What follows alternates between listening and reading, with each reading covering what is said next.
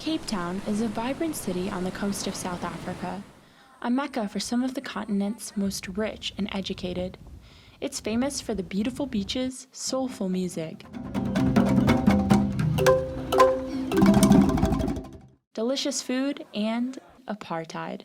Despite the colorful image of the city concocted for tourists, the bleak history of the racial separation the nation endured for decades still shows its scars in Cape Town. I wanted to know how the city today compares to its not-so-distant past, when apartheid was still in full force just 25 years ago. But who better to learn from than the locals? My conversation started with Nicola, a teacher born and raised in Johannesburg, South Africa, who traveled to study at the University of Cape Town. Since graduating, she's stayed in the city. Nicola was 5 years old when apartheid ended in 1994. My father's Afrikaans and my mum is English. So the Afrikaner history is interesting because the language is a Creole, but to an extent so is the culture. Afrikaners are known as the white minority of South Africa, especially during apartheid. They're known to speak the language Afrikaans. Like the language, their ancestry can be traced back to the Dutch heritage of the shipwrecked settlers who set up their fort in Cape Town during the 17th century. Throwback to the 90s, when Bill Clinton was president and Beanie Babies were all the rage. Travel to Cape Town and you could still find white-only signs covering the city, on everything from storefronts, bridges, and even entire neighborhoods. It's just been interesting to kind of subvert the Afrikaner narrative that we're like pure whites. That's actually pretty far from the truth. We're a mix of a whole bunch of different people. I'm not saying that anyone would recognize Afrikaners as not white, but they definitely, the bloodlines are not as pure as they pretend. Race in Cape Town has a complex history, to say the least. The definition is nuanced throughout the world, a word that has historically brought feelings of identity and trauma. But in Cape Town, the wounds of strict racial categories are still quite fresh and slow to heal. I'm a Cape colored, That's what I was identified as, Mm-hmm. That was who I was in my identification book back in the day. A colored. This is a racial classification not so many Americans are familiar with. And the identification book. That's what citizens of color were made to carry throughout apartheid. So authorities could check at a moment's notice if they were allowed to be in a white-only area. Colored most literally means mixed race, but many trace their colored heritage back to the hunter-gatherer history of the natives of Cape Town before the Dutch settlers arrived, the Khoisan people. But the term today brings some controversy. And although many colored people feel it is a valid identity and are proud of the term, there are others that feel it's another archaic and divisive label. I don't really like to hear the word colored, Back in the day, we were defined as a human being by the race. We were identified with, you colored, you black, you white, right? But today, I don't feel I need to be identified as a person by that. I'm a South African, and I'm a man. There were 4 racial categories used to label people during apartheid. African, called Bantu in those times. Colored, meaning people of mixed race or a lighter skin tone. Indians from Southeast Asia, and the ruling class of whites. But it really affected me emotionally, and we couldn't go where we wanted to go, we couldn't walk where we wanted to walk, And it's like we were restricted, we were not free anymore. Reuben was born and raised in Cape Town. He spent the vast majority of his life living under apartheid. He was in his late 40s when he could finally sit on the same bench as a white man. Growing up, we were not allowed to go to that beach, even though it was the nearest beach to where I lived at. And if we were caught walking around in the white areas, the police would arrest us, they would chase us out of the communities.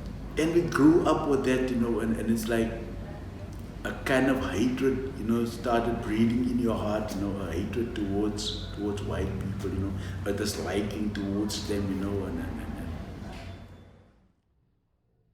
He still remembers his childhood, playing under the watchful eye of his grandmother, who worked long days as the domestic worker to a white family. But even in playtime with the family's son, Reuben learned early on that the racial hierarchy was impossible to ignore and would forever be a major theme of his life in Cape Town. I mean, calling a little boy your same age, calling a little boy master, you know, little master, you know, you have to go in. His father, we used to call him master. His mother, we used to call madam. We grew up with so much inferiority, you know, with such a deep inferiority complex that we started to believe that we're not good enough for this, we're not good enough for that, I would never amount to something. The many children born after 1994 are known as the born free, young people able to grow up outside of the confines of apartheid. Yet even they can still feel the effects of the not-so-distant past. My name is Siliziwe, and it means we are blessed in Xhosa. So isiXhosa is my home language. I'm part of the Xesibe tribe. I think from a very young age, I knew that there was a lot of racial tension, that there was a lot of charged words and ideas surrounding the fact that I'm black. Even though Siliziwe didn't experience apartheid firsthand, all of the adults she grew up around lived their lives in the thick of it. I think my dad prefers to talk more about it than my mom does, but they've both spoken about their experiences, and they grew up in what was called a homeland. So South Africa was divided into parts, black people could only either live in townships or in homelands, or if they lived in the suburbs, it had to be, there would be a domestic worker or they'd be a gardener. They'd always be at the service of some white person. Cape Town was a segregated city during the days of apartheid, and many say little has changed.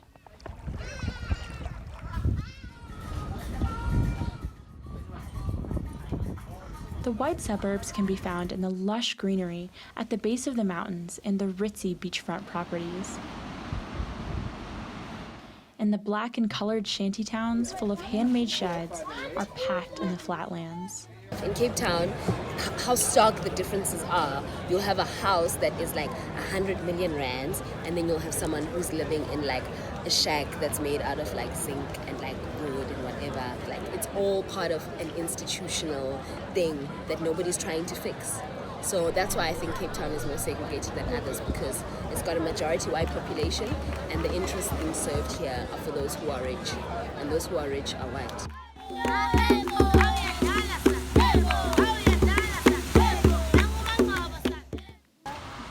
Even though the deep scars carved by apartheid are hard to imagine fully healing, progress does start somewhere. But the road to success can be rugged. National affirmative action policies have been controversial, with the government requiring a policy of Black Economic Empowerment, or BEE, to give the nation's people of color more economic benefits. However, the nation is still known to have one of the highest income inequality ratios in the world, with more than half of the population falling under the poverty line in 2015, including only 1% of white South Africans.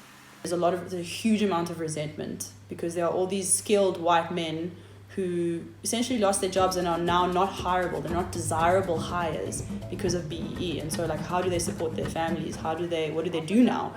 Most people, older people that I speak to who have businesses who are in this world, don't agree with me when I say that. I think that if we as white people have to take a couple steps down so that everyone gets to take a couple steps up, then maybe that's okay. But even though there is so much room for improvement, the dark days of apartheid have slowly began to make way for the light of a new day. I would say we have come a long way. I'm glad to tell you that I've traveled to some countries all over the world. I've kind of upgraded my life a little bit more, which I couldn't do 40 years ago. South Africa is not that bad. Come over and enjoy the African sunshine.